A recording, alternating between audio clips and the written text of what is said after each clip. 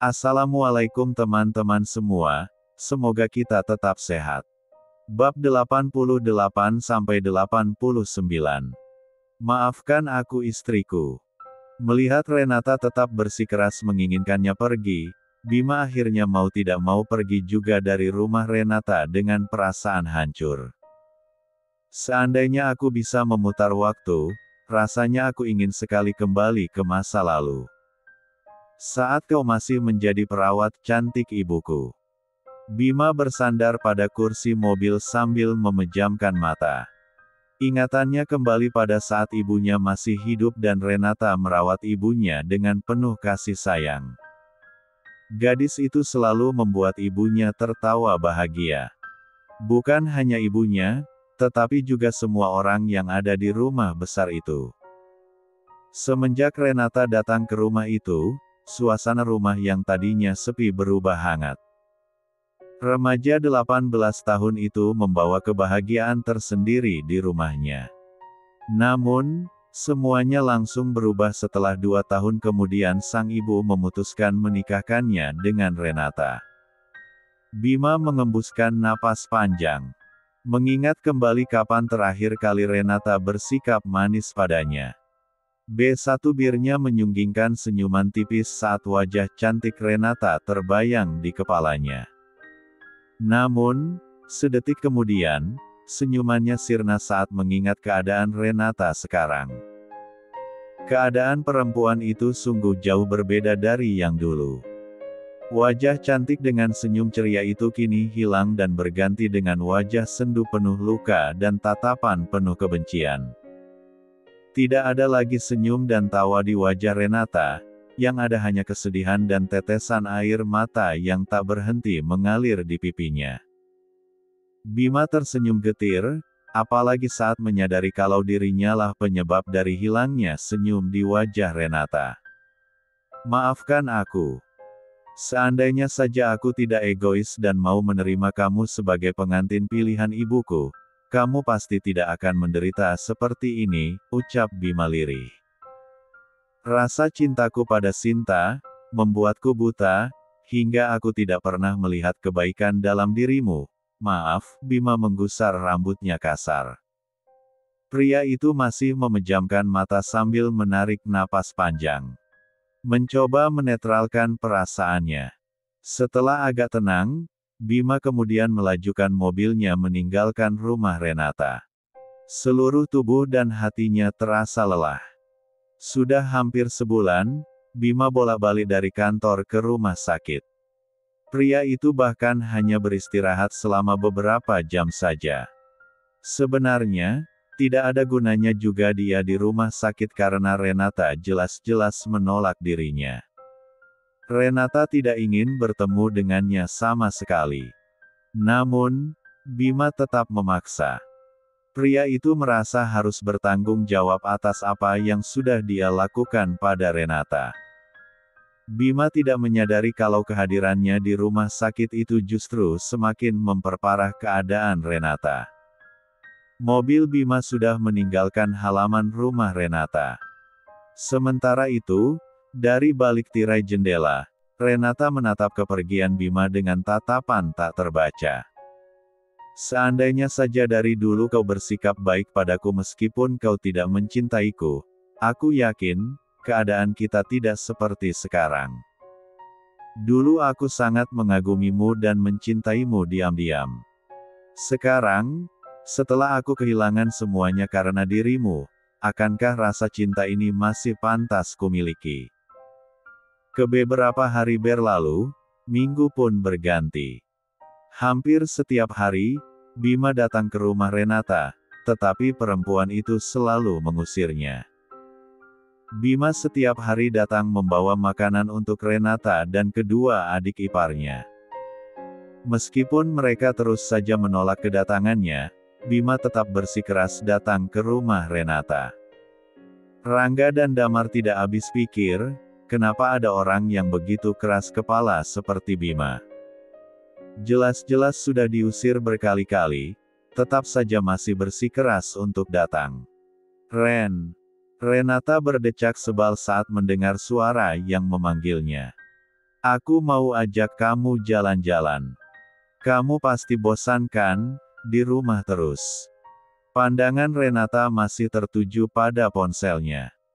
Perempuan itu sedang asyik mendengarkan novel di aplikasi YouTube, di channel Bang Jab Story. Semenjak pulang dari rumah sakit, Renata mengisi harinya dengan membaca. Perempuan itu sedang mencoba menata kembali hatinya yang hancur.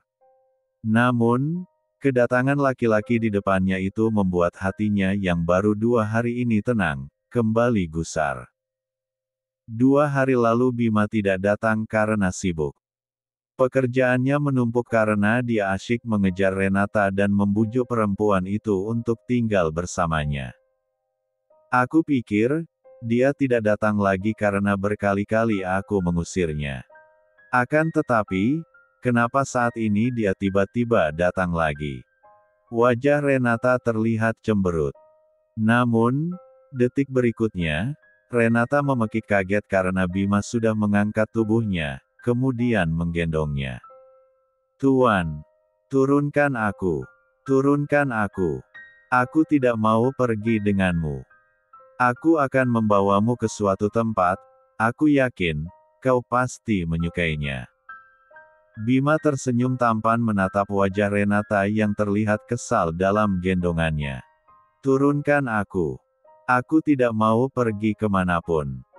Tidak. Kau harus ikut denganku. Aku tidak mau. Kalau begitu, aku akan memaksamu. Kau. Bola mata Renata membola. Apalagi, saat mereka kini sudah sampai di halaman rumah dengan pintu mobil yang sudah terbuka.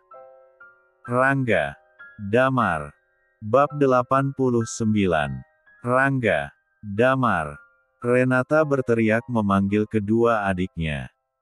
Biasanya 2 orang laki-laki kesayangannya itu menjaganya dari Bima, tetapi kenapa sekarang mereka tidak ada? Aku mengunci adik kesayanganmu itu di dalam kamar, agar mereka tidak mengganggu kita. Apa-apa? Apa maksudmu, Tuan? Kedua mata Renata kembali melotot. Sementara Bima tersenyum manis. Aku hanya ingin membawamu jalan-jalan keluar, tetapi mereka berdua melarangku. Tuan. Bima menurunkan tubuh Renata di kursi mobil. Laki-laki itu membantu Renata memakai sabuk pengaman. Dia bahkan tidak memedulikan Renata yang terus memberontak.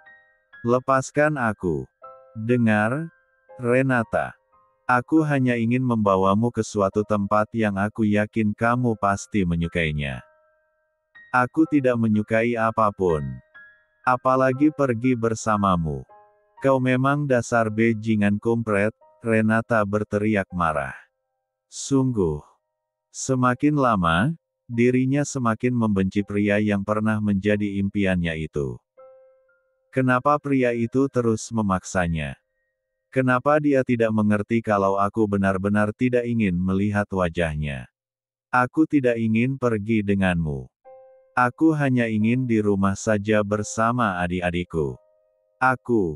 Ucapan Renata terhenti saat B1 Bir Bima membungkam mulutnya. Bima mengsatu Renata karena perempuan itu tidak berhenti berteriak. Brongsek, kau, Abimanyu.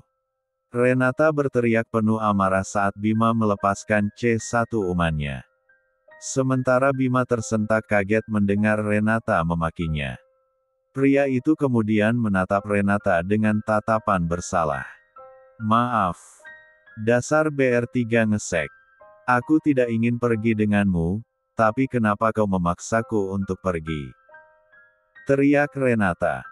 Namun, detik berikutnya perempuan itu memegangi kepalanya yang terasa sakit. Renata. Aku tidak ingin pergi denganmu, aku mohon. Tidakkah kau mengerti ucapanku?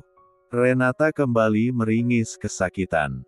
Saat rasa sakit kembali menyerang kepalanya. Renata. Bima terlihat panik saat melihat wajah Renata yang terlihat pucat. Ya, Tuhan. Apa yang sudah aku lakukan? Renata.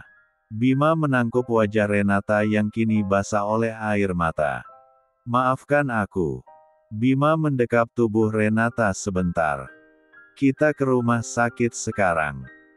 Bima membenarkan posisi duduk Renata, kemudian menutup pintu mobil. Belum sempat Bima masuk ke dalam mobilnya, sebuah mobil berhenti di depan pintu gerbang rumah Renata. Aldrian dan Devan keluar dari mobil dengan wajah penuh amarah. Apa-apaan kau, Bima? Aldrian langsung mendekati Bima dan mencengkeram kerah bajunya. Sementara Devan langsung menuju mobil Bima dan membuka pintu mobil. Kedua matanya membola saat melihat Renata meringis kesakitan sambil memegangi kepalanya. Wajahnya terlihat pucat. Renata. Dokter. Devan memtigaluk Renata. Sakit. Pria itu dengan cepat melepaskan seat belt kemudian membawa Renata keluar dari mobil Bima. Bertahanlah. Kita akan segera ke rumah sakit. Wajah Devan berubah panik. Aldrian yang melihat Devan terlihat panik, melepaskan cengkeraman tangannya pada Bima. Ada apa, Dev? Renata kesakitan di bagian kepalanya. Aku takut terjadi sesuatu padanya. Devan menjawab dengan panik.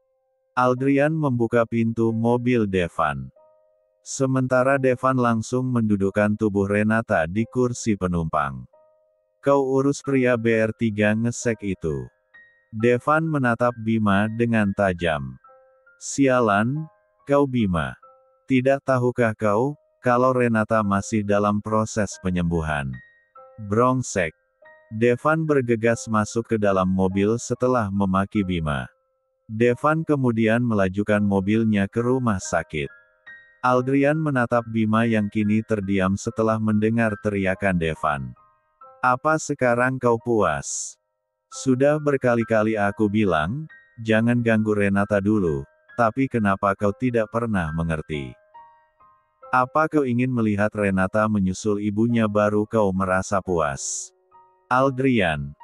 Bima berteriak marah mendengar ucapan Aldrian. Kenapa? Bukankah itu benar? Kalau kau menginginkan Renata hidup dan kembali pulih, kau pasti akan berpikir ribuan kali untuk membawa Renata pergi. Apalagi sampai memaksanya. Apa kau sudah gila, Bima? Kau bisa saja membuat Renata celaka. Dasar BR3 ngesek. Sebuah bogeman mentah mendarat di wajah Bima. Amarah Aldrian memuncak. Saudara sepupu sialannya itu memang benar-benar keterlaluan. Entah dengan apa lagi dia harus memberitahu Bima kalau Renata tidak ingin bertemu dengannya saat ini. Apa kau tidak sadar, kalau yang kau lakukan itu sangat membahayakan Renata? Aldrian menatap Bima yang saat ini mengusap darah yang keluar dari bibirnya yang terluka akibat pukulan Aldrian. Kau sudah dewasa, Bima. Bukan anak kecil yang semua kemauanmu harus selalu dituruti. Tidak semua yang kau inginkan harus kau dapatkan. Bima masih terdiam sambil mengepalkan tangannya. Sekarang aku tanya padamu. Seandainya kau berada di posisi Renata, apa yang kau lakukan saat melihat orang yang telah menyebabkan kematian ibu dan anakmu berada di hadapanmu? Aldrian berteriak dengan penuh kemarahan. Sementara Bima tersentak kaget mendengar kalimat terakhir yang diucapkan oleh Aldrian.